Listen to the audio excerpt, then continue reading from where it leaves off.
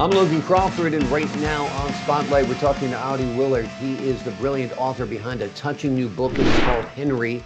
It is a heartwarming story that explores a deep bond between a boy and his dog, Henry, as they navigate challenges like racism and bullying.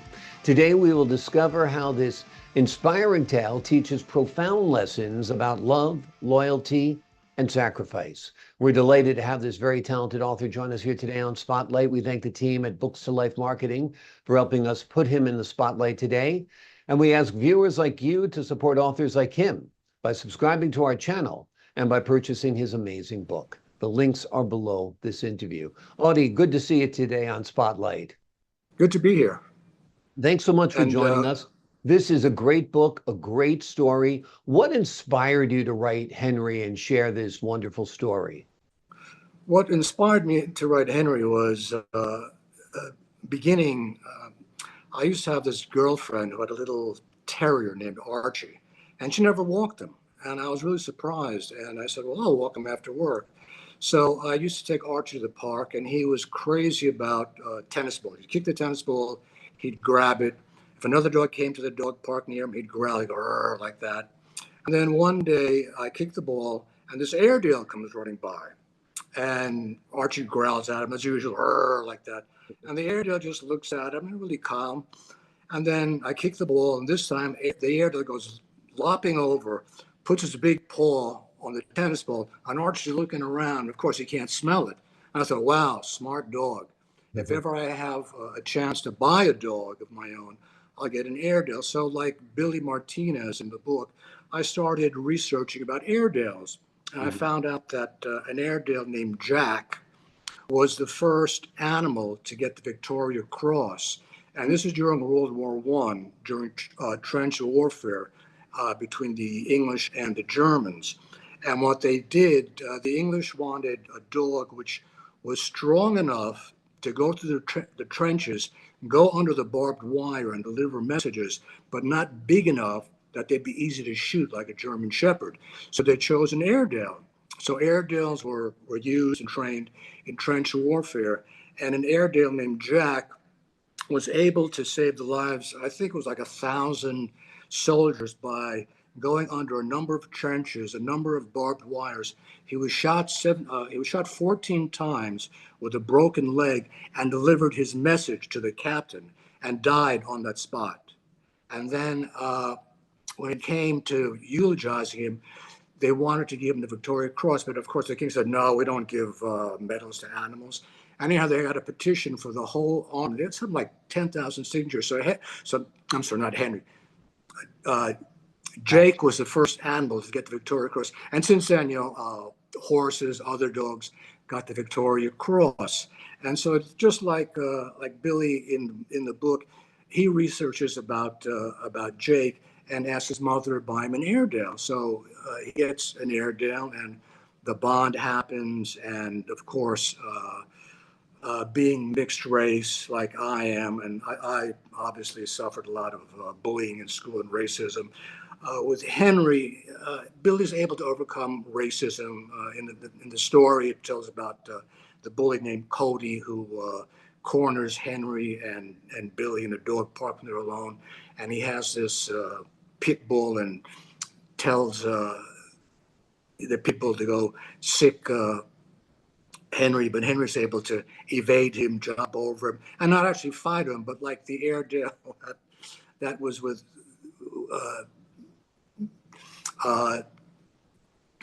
hid the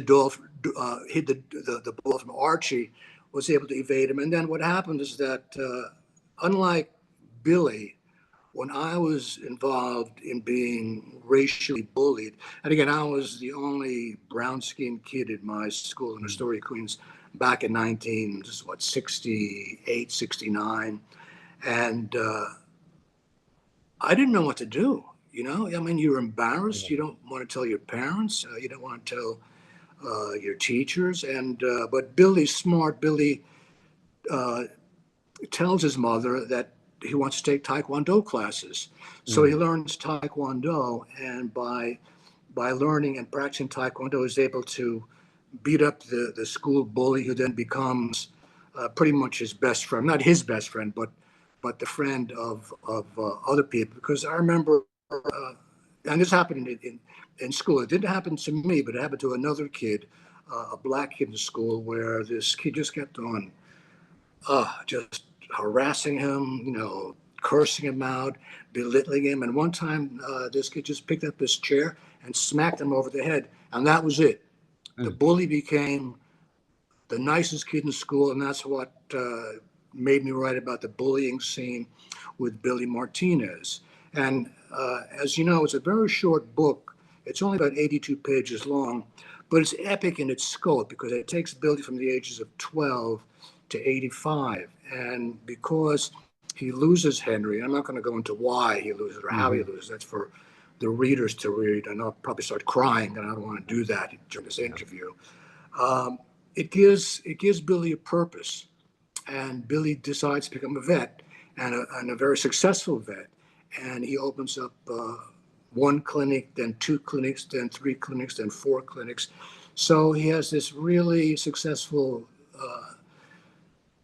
veterinary clinic, and he decides to open up a no-kill veterinary practice and a farm where people can bring their dogs, unwanted dogs, disabled dogs, which people usually don't want, old dogs, and they're able to live there happily in Billy's farm. So it gives Billy purpose, and he goes through the grief, but the grief gives him purpose in life. And at the very end, I mean, if you're a dog person, a dog lover, you know about Rainbow Bridge. And of course, I wanted a happy ending. So Billy reunites with Henry in Rainbow Bridge.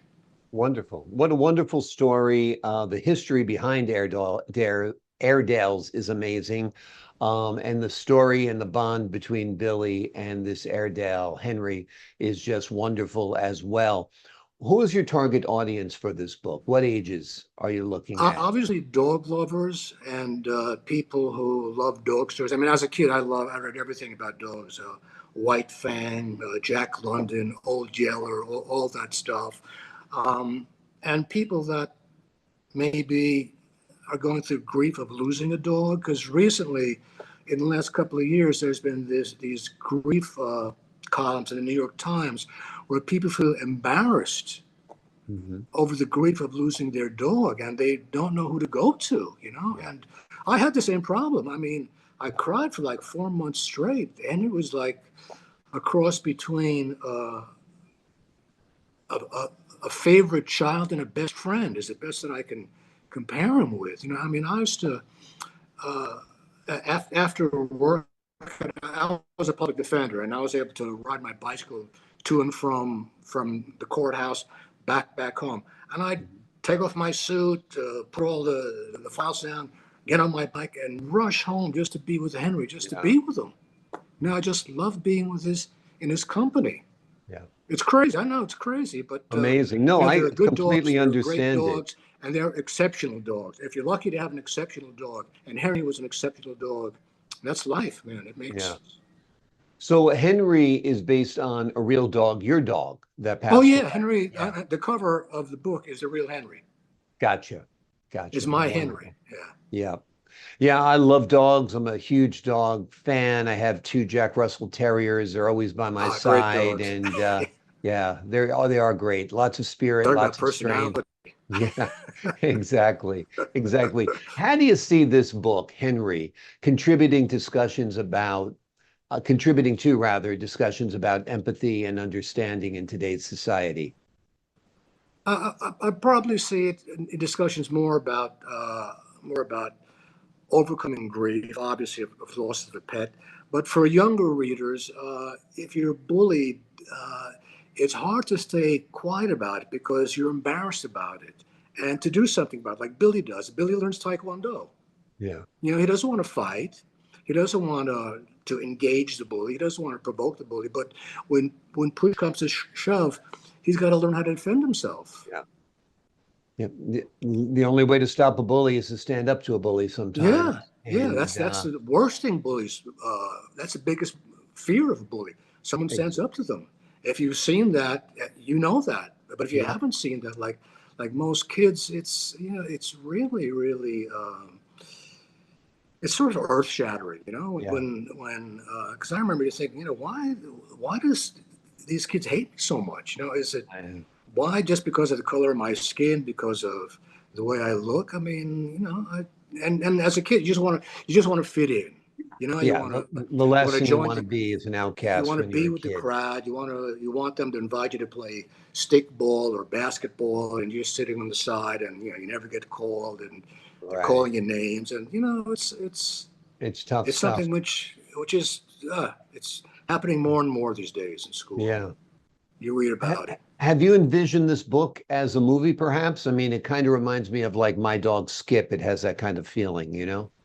Yeah, some people have said that. I think if someone is brave enough to to use it and write a screenplay about it, I think it'd be a good book. I Yeah. mean, to turn into a movie or a television movie, or something which at least it has a message. At least it has a good message on different levels regarding bullying, racism, grief, loss. Yep. That bond between animals and humans. Because I firmly believe that animals make us better humans. Oh, absolutely. And Absolutely. They teach us so we've much. lost the animal world. Yeah. Dogs teach us love. They teach us unconditional love. They teach us Mm, loyalty. They teach us courage. They teach us commitment. They teach us how to live, and they also teach us how yeah, to die. I mean, I think that's why exactly. a dog's life is so compressed. You see them going from a puppy to an old man in just 15 years. It's amazing. Mm. So they do teach you a lot of things about life. This book is terrific, folks. It's called Henry. It is a heartwarming story that explores the deep bond between a boy and his dog, Henry, as they navigate challenges like racism and bullying. Inside this book, you will discover inspiring tales that teach profound lessons about love, loyalty, and sacrifice. Audie, thank you so much for joining us here today on Spotlight. And thank you, Logan. Thank you very much. It's been a pleasure. Pleasure's been all mine, sir. I enjoyed talking to you. To the folks at home, I'm Logan Crawford, thanking you for your time this time. Until next time on Spotlight.